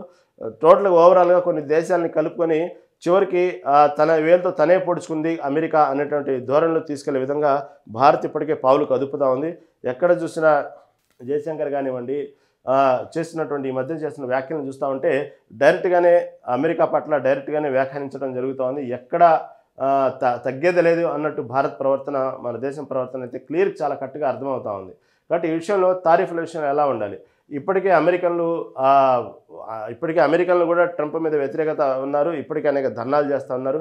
అక్కడ లోకల్గా ఉన్నటువంటి అమెరికాలో కూడా అనేక చట్టాలు ట్రంప్ తీసుకున్న నిర్ణయాల పట్ల వ్యతిరేకత చెప్తూ ఉన్నాయి. ఈ పరిస్థితుల్లో మన భారతదేశం ఏ విధంగా ఉండాలి ఈ తారీఫ్ల విషయం? ఎందుకంటే ప్రధానంగా మనం ఇక్కడ నుంచి ఎక్స్పోర్ట్ చేసే అనేక ఫార్మా రంగాలు, అనేక జనరిక్ మెడిసిన్స్ కానివ్వండి, అనేక వ్యాక్సిన్ కానివ్వండి, అనేక కొన్ని ట్రాన్స్పోర్ట్స్ ఉన్నాయి అమెరికాకు సంబంధించి మన వ్యాపార సంబంధాలు. కాబట్టి ఆ విషయంలో మనం ఎలా ఉండాలి అనేటువంటి విషయాల్లో ఉన్నప్పటికీ భారీగా ఈ సుంకాల వల్ల ఏమైందంటే అమెరికన్లు కూడా మన భారతదేశ వస్తువులు కొనాలంటే తలకు మించిన భారం అయిపోయింది. ఆ రేట్లు అధికమైపోయినాయి. అక్కడ కూడా ఆర్థిక పరిస్థితి కొంచెం చిన్నాభిన్నం అవుతుంది, అనిశ్చితి ఏర్పడుతుంది. ఇదే విధంగా కొనసాగితే అమెరికన్లో ఆర్థిక పరిస్థితి అనేది కొంతవరకు కేవలం భారతదేశమే కాదు, భారతదేశం విధించేటువంటి కొన్ని సుంకాల వల్ల కూడా అక్కడ ప్రతిదీ కూడా భారతదేశం నుంచి ఎక్స్పోర్ట్ అయ్యేటువంటి కొన్ని ఏదైతే ఉన్నాయో ఫార్మా రంగాలకు సంబంధించింది అక్కడ అమెరికన్లకు భారం అయిపోయింది కొనడానికి. కాబట్టి తెలియకుండానే అమెరికన్లో కూడా ట్రంప్ పట్ల వ్యతిరేకత వ్యక్తం అవుతూ ఉంది. పరిస్థితులు అన్నీ వాళ్ళు ఎడ్యుకేట్ కాబట్టి మొత్తం పరిస్థితులు తెలుసు కాబట్టి. అదేవిధంగా అమెరికాలో కూడా వాళ్ళకి సంబంధించినటువంటి ఆర్థిక పరిస్థితి కూడా ఇప్పుడిప్పుడే దానికి సంబంధించి కొంత డిస్టర్బెన్స్ మొదలైందనే చెప్పుకోవాలి. కానీ మనం ఏం చేయాలి, ఈ తారీఫ్ల వల్ల మన పాత్ర ఏమిటి, మనం ఏ విధంగా దానికి సంబంధించినటువంటి వ్యూహాత్మకంగా ఉండాలి భారతదేశం అనే విషయాల్లో ఇప్పుడు ఆలోచనలు మొదలు చేశారు. ట్రంప్ సుంకాలను ఎలా ఎదుర్కొందాం అనేటువంటి విషయాన్ని తీవ్రంగా కసరత్తు జరుపుతున్న కేంద్రం అమెరికాయేతర మార్కెట్లకు విస్తరణ, 40 కీలక దేశాల గుర్తింపు, భారతీయ ఉత్పత్తుల ఎగుమతుల పెంపునకు కార్యాచరణ, అదేవిధంగా ఎగుమతి ప్రోత్సాహకాల మండళ్ల కీలక పాత్ర, ఎగుమతిదారులను ఆదుకునేందుకు 25,000 కోట్లతో మిషన్, పత్తి దిగుమతులపై సుంకాల మినహాయింపు, డిసెంబర్ 31 వరకు పొడిగింపు, స్టాక్ మార్కెట్లపై సుంకాల ప్రభావం, 2 రోజుల్లో 9.6 లక్షల కోట్ల నష్టం, పరిశ్రమల్ని ఆదుకోండి, మోదీకి స్టాలిన్ విజ్ఞప్తి. ఈ విధంగా ఎక్కడికక్కడ ప్రతి దాని మీద ప్రభావం చూపించిందనే చెప్పుకోవాలి ఈ తారీఫ్లది. కాబట్టి అమెరికా కాకుండా అమెరికాయేతర దేశాల మీద దానికి సంబంధించినట్టు మన వ్యాపార రంగం ఏ విధంగా అభివృద్ధి చేసుకోవాలి, మన వస్తువులు మనమే వాడుకుందాం, మన ఉత్పత్తులు మనమే తయారు చేసుకుందాం, మనమే వాడుకుందాం అనేటువంటి ఒక నినాదం ఇప్పటికే మొదలైంది. అదేవిధంగా అమెరికాయేతర మార్కెట్లకు ఎలా విస్తరించాలి, కేవలం అమెరికానే కాదు, కాబట్టి అమెరికా కాకుండా అమెరికాయేతర దేశాల్లో మనం ఏ విధంగా విస్తరించుకోవాలి అనే విషయాన్ని కూడా ఆలోచిస్తూ ఉన్నారు. దీని గురించి ఇప్పటికే సుదీర్ఘమైనటువంటి గ్రౌండ్ వర్క్ చేస్తూ ఉన్నారు. అమెరికా అధ్యక్షుడు ట్రంప్ విధించిన 50% సుంకాలతో ఇప్పటి వరకు ఆ దేశానికి భారత్ నుంచి వెళ్తున్న దాదాపుగా $4,820 కోట్ల విలువైన ఎగుమతులపై తీవ్ర ప్రభావం పడనుంది. సుంకాల వల్ల అమెరికా మార్కెట్లో భారతీయ సరుకుల ధరలు కూడా భారీగా పెరిగిపోవడంతో ఇతర దేశాలు అంటే సుంకం పోటీ తక్కువగా ఉన్న దేశాలు సరుకులతో పోటీ పడలేని పరిస్థితి. మరి ఇంత భారీ నష్టాన్ని భర్తీ చేసుకునేది ఎలా? ప్రస్తుతం కేంద్ర సర్కార్ దీనిపైన తీవ్రంగా కసరత్తు జరుపుతుంది. ఇందులో భాగంగా ఇక మీదట అమెరికా ఇతర ఏదైతే ఉన్నాయో అక్కడ ఆ దేశాల్లో మాత్రం ఆ విదేశాల్లో మాత్రం మన మార్కెట్ విస్తరణ చేస్తే బాగున్నది, కేవలం మన అమెరికా మీద ఆధారపడటం కాదు అనేటువంటి విషయాన్ని ఎలా చేయాలి, ఎలా విస్తరణ చేయాలి, ఇక్కడ నుంచి అమెరికా సుంకాల వల్ల మనకి ఎంత భారీగా నష్టం సంభవిస్తుంది, దాన్ని ఎలా ఎదుర్కోవాలి. ఇప్పటికే భారతదేశం జీడిపి చాలా స్ట్రాంగ్గా ఉంది, కానీ ఇలాంటి పరిస్థితుల్లో మనం దాన్ని ఎలా నిలుపుకోవాలి అనేటువంటి విషయాన్ని మాత్రం చాలా తీవ్రంగానే చర్చిస్తూ ఉంది. దాని గురించి అమెరికా విధించిన ట్రంప్కి ఏమాత్రం విధించిన సుంకాల విషయంలో మాత్రం ఎక్కడా తగ్గేది లేదన్నట్టు మన దేశం ప్రవర్తిస్తూ ఉంది. దాని విషయంలో మాత్రం అందరూ ఇటు పక్క అక్కడ ఉన్నటువంటి అమెరికాలో ఉన్నటువంటి ప్రతిపక్ష పార్టీలు కానివ్వండి, చట్టాలు కానివ్వండి, ఇవన్నీ అన్నీ కూడా ట్రంప్ని వ్యతిరేకిస్తున్నాయి, ట్రంప్ నిర్ణయాలను వ్యతిరేకిస్తున్నాయి. భారత్ పట్ల వైఖరిని మాత్రం అందరూ అక్కడ ఉన్నటువంటి అమెరికన్లతో పాటు ఉన్నటువంటి అక్కడ పరిపాలించిన గతంలో మాజీ మంత్రులు కానివ్వండి, అక్కడ పరిపాలించినటువంటి వాళ్ళందరూ కూడా ట్రంప్ భారత్ మీద తీసుకున్న నిర్ణయాలు మాత్రం ఎవ్వరూ హర్షించట్లేదు, అందరూ వ్యతిరేకిస్తున్నారు. ఒక రకంగా చెప్పాలంటే ఈ విధంగా కూడా భారత్ మీద ఉన్నటువంటి పేరు ప్రఖ్యాతులు, భారతదేశం ఎలాంటి మసలు కొనేది మిగతా దేశాలతో అనే విషయాన్ని ఈ సందర్భంలో కూడా అర్థమవుతుంది. భారతదేశం మీద మిగతా దేశాలు చూపిస్తున్న ప్రేమను చూస్తే అర్థమవుతూ ఉందన్నమాట. కాబట్టి ఈ విధంగా ట్రంప్ తీసుకున్న నిర్ణయాలు చాలా చాలా ఘోరంగా ఉన్నాయనే విషయాన్ని మాత్రం అందరూ ఎండగడుతూనే ఉన్నారు. తర్వాత ఇంకొక ప్రధానమైన వార్త, తెలంగాణ రాష్ట్ర వ్యాప్తంగా సీఎం రేవంత్ రెడ్డి ఇటీవలి కాలంలో ఏదైతే అక్రమ కట్టడాల మీద కొరడా జులిపించి ఏ విధంగా అయితే హైడ్రా విషయాన్ని తీసుకొచ్చారో ఆ విధంగానే కొన్ని నిర్ణయాలు స్ట్రాంగ్గా తీసుకుంటారు. ఆ విషయంలో ప్రధానంగా ఇక నుంచి తెలంగాణ రాష్ట్రం మాత్రం క్రీడల విషయంలో అవసరమైతే ఎంతైనా పెట్టుబడి పెట్టాలి, ఎంతైనా దానికి సంబంధించిన బడ్జెట్ కేటాయించాలి, క్రీడలు అంటేనే హైదరాబాద్ అనే విధంగా తయారవ్వాలనేది చాలా గట్టి నిర్ణయంతో ఉన్నట్టు అర్థమవుతూ ఉంది. దాంట్లో భాగంగానే ఆటలు అంటేనే హైదరాబాద్ పేరే చెప్పుకోవాలి. క్రీడా ప్రపంచాన్ని దృష్టి మన వైపు ఉండాలి. క్రీడారంగం బడ్జెట్ 16 రెట్లు పెంచాలి. ఇకపై ఆటల పోటీలు గ్రామ స్థాయి నుంచి అంచెలంచెలుగా రాష్ట్ర స్థాయి దాకా ఎదగాలి. వాటిలో ప్రతిభ ఆధారంగా రాష్ట్ర జంటల ఎంపిక ఉన్నది స్పోర్ట్స్ హార్ట్బీట్లో సీఎం రేవంత్. కాబట్టి ఈ గ్రామ స్థాయి నుంచే ఆటల పట్ల ఆసక్తి పెంచే విధంగా మనం ఏం చేయాలి, ఆటలు అంటేనే స్పోర్ట్స్ అంటేనే ప్రపంచం మొత్తం కూడా హైదరాబాద్ వైపు చూసే విధంగా ఉండాలి. దానికోసం ఎంతైనా బడ్జెట్ కేటాయిద్దాం, 16 రెట్లు పెంచుదాం. అవసరమైతే ఇక్కడ ఉన్నటువంటి స్పోర్ట్స్ హబ్స్ కానివ్వండి బాగా ఏర్పాటు చేయాలి. గ్రామీణ క్రీడాకారులను మెయిన్ ప్రధానంగా వాళ్ళని ఎంకరేజ్ చేయాలి అనే విషయాన్ని నేను జరిగినటువంటి విషయంలో స్పోర్ట్స్ హబ్ భేటీలో సీఎం రేవంత్ రెడ్డి చేసిన వ్యాఖ్యలు క్రీడల ప్రోత్సాహంలో ప్రపంచమంతా హైదరాబాద్ గురించి మాట్లాడుకోవాలనేదే ప్రభుత్వ లక్ష్యమని ముఖ్యమంత్రి రేవంత్ రెడ్డి ప్రకటించారు. అన్ని రకాల క్రీడలకు హైదరాబాద్ వేదికగా మారాలని హబ్ బోర్డుగా మొదటి సమావేశం ముఖ్యమంత్రి హాజరయ్యారు. రాష్ట్రంలో స్టేడియాల నిర్వహణ, వసతులు మెరుగుపరచడం, కోచ్లు, ట్రైనర్లకు శిక్షణ, క్రీడా విధానంలో వివిధ పనిముట్లు, ఇవన్నీ కూడా క్రీడలంటేనే హైదరాబాద్ అనే స్థాయికి ఎదగాలి అనేది సీఎం రేవంత్ రెడ్డి ఆకాంక్ష. దాని గురించి మాట్లాడారు. అవసరమైతే దానికోసం ఎంతైనా బడ్జెట్ కేటాయించాలి అనే విషయాన్ని సీఎం రేవంత్ రెడ్డి చెప్పడం జరిగింది. ఈ వార్తను కూడా హైలైట్ చేశారు. తర్వాత భాగవత్ చెప్పినటువంటి ఆర్ఎస్ఎస్ అధ్యక్షుడు భాగవత్ చెప్పినటువంటి వ్యాఖ్యలను కూడా హైలైట్ చేశారు. ఇక్కడ 75 ఏళ్లకు రిటైర్ కావాలని ఎవరికీ చెప్పలేదు అనే విషయాన్ని హైలైట్ చేస్తూ, నేను ఎప్పుడు రిటైర్ అవుతాను అని చెప్పను, నేను రిటైర్ అవ్వను అనేటువంటి విషయాన్ని భాగవత్ చెప్పడం జరిగింది. అదేవిధంగా బీజేపీతో సంఘర్షణే తప్ప తగాదాలు లేవు. బీజేపీతో కొన్ని విషయాల్లో బీజేపీకి ఆర్ఎస్కి చిన్న చిన్న సంఘర్షణలు ఉన్నాయి తప్ప విభేదాలంటూ పెద్దగా చెప్పుకునే స్థాయిలో లేవు అనే విషయాన్ని భాగవత్ చెప్పడం జరిగింది. అదేవిధంగా అతను ప్రధానమైన తీసుకొచ్చిన అంశం ఏంటంటే, చూస్తుంటే భారత్లో ఇప్పుడు తీసుకున్నటువంటి ఏదైతే 2 పిల్లలు చాలు, ఒకవాడు చాలు అనేటువంటి తీసుకున్న నిర్ణయం పట్ల భవిష్యత్తు గురించి భయం వేస్తూ ఉంది. జనాభా తగ్గుదల పెరిగిద్ది. ఆ విధంగా తీసుకున్నటువంటి కొన్ని దేశాలు ఇప్పటికే కనుమరుగైపోయినాయి. పిల్లలు తక్కువ ఉంటే చాలు అనేటువంటి దేశాలు. కాబట్టి 2 కాదు 3 కనండి. భవిష్యత్తులో దానివల్ల ముగ్గులు కనటం వల్ల దేశానికి ఏ విధంగా ఉపయోగము. కాబట్టి పిల్లలు తక్కువ కనటం అనేది మంచి పద్ధతి కాదు. అలా అనుకున్నటువంటి దేశాలు ఈరోజు కనుమరుగైపోయినాయి అంటే విషయాన్ని కొంత లాజికల్గా, ఒక థియరిటికల్గా, ఒక మ్యాథమెటిక్స్ చెప్తూ భవిష్యత్తులో 3 పిల్లలు ఉన్నందు వల్ల భవిష్యత్తు ఎలా ఉన్నది, దేశ పరిస్థితి ఏంది అనే విషయాన్ని, కాబట్టి 3 పిల్లల్ని కనండి ప్రధానంగా అంటూ ఇటు మత ప్రాతిపదికన మాట్లాడడం కూడా హైలైట్ చేసింది. ఎన్ని తర్వాత ఎప్పుడన్నా మనం మాట్లాడుకున్న సందర్భాన్ని బట్టి ఇది ఈరోజు ప్రధాన దినపత్రికలోని ప్రధాన అంశాలు. చూస్తూనే ఉండండి మెగా నైన్ టీవీ.